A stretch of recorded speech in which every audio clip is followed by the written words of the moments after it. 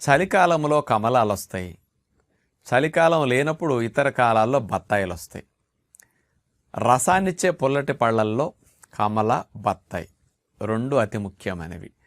రక్షణ వ్యవస్థను యాక్టివేట్ చేయడానికి, విటమిన్ సిని బాగా అందించడానికి ఈ రెండు బాగా పనికొస్తాయని మనందరికీ తెలుసు.